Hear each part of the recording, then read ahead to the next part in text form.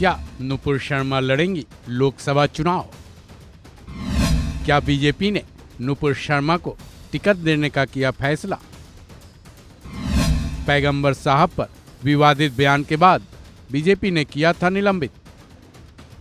BJP के कई फैसलों ने दूसरे दलों को चकित किया है। कई मीडिया रिपोर्ट्स के जरिए बीजेपी की तरफ से चौंकाने वाले फैसले पर चर्चा तेज है। चर्चा है कि बीजेपी नुपुर शर्मा को 2024 के लोकसभा चुनाव के मैदान में उतार सकती है। इतना ही नहीं, इन रिपोर्ट्स में तो ये भी साफ कर दिया गया है कि नुपुर शर्मा के लिए बीजेपी ने कौन सी सीट फाइनल की है। सवाल ये है कि आखिर इस तरह के कयास क्यों लगाए जा रहे हैं। दरअसल हाल ही में बीजेपी की केंद्रीय चुनाव समिति ने बैठक की थी। माना यह जा रहा है कि इस बैठक में ओडिशा, उत्तर प्रदेश और हरियाणा के 25 लोकसभा सीटों के उम्मीदवारों के नामों पर मुहर लग चुकी है और जल्द ही इन उम्मीदवारों की लिस्ट जारी हो सकती है। इस लिस्ट में नुपुर शर्मा के नाम होने के कयास लगाए जा रहे हैं।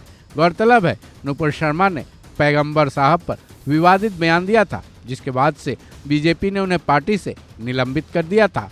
इन मीडिया रिपोर्ट्स में तो यहाँ तक दावा किया जा रहा है कि नुपुर शर्मा को कांग्रेस के गढ़ रायबरेली से चुनावी मैदान में उतारा जा सकता है।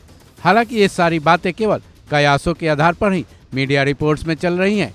बीजेपी की तरफ से नुपुर शर्मा को लेकर ऐसा कोई बयान नहीं आया है।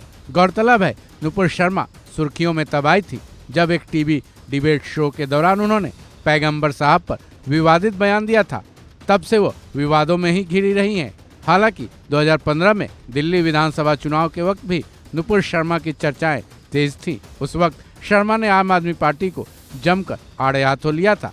इतना ही नहीं, नुपुर शर्मा अरविंद केजरीवाल के खिलाफ चुनावी ताल भी 2015 में ठोक चुकी हैं। लेकिन उस चुनाव में नुपुर शर्मा को अरविंद केजरीवाल के खिलाफ तकरीबन 31,000 वोटों से हार का सामना करना पड़ा था। बता दें, नुपुर शर्मा का जन्म 23 अप्रैल 1985 में हुआ था। उन्होंने दिल्ली के हिंदू कॉलेज से इकोनॉमिक्स में डिग्री हासिल की है। उसके बाद नुपुर शर्मा ने दिल्ली यूनिवर्सिटी से ही LLB की डिग्री हासिल की। उसके बाद लंदन स्कूल ऑफ इकोनॉमिक्स से लॉ में मास्टर डिग्री की है। जहां तक राजनीतिक करियर की बात है, नुपुर शर्मा ने ABVP के साथ इसकी शुरुआत की थी, जहां एक स्टूडेंट यूनियन के चुनाव में उन्हें जीत भी मिली थी। आगे चलकर वो 2010 में बीजेपी युवा मोर्चा के साथ जुड़ गई। तब से लेकर अब तक नुपुर शर्मा बीजेपी का हिस्सा रही। लेकिन पैगंबर साहब पर बयान देने के बाद और पार्टी से निष्कासित किए जाने के बाद से उनका राजनीतिक करियर तकरीबन डामाडोल स्थिति में ही रहा। लेकिन अब जैसे कि कयासों का बाजार गर्म है, बीजेपी नुपुर शर्मा को चुनावी मैदान में उतारने वाली है। एक बार फिर नुपुर शर्मा सुर्खियों में आ चुकी हैं। हालांकि अभी नुपुर शर्मा के चुनाव लड़ने की बात पर बीजेपी की मुहर लगने तक कुछ भी पुख्ते तौर पर कहा नहीं जा सकता है। इस खबर में बस इतना ही। बाकी अपडेट्स के लिए जुड़े रहें वन इंडिया हिंदी के साथ।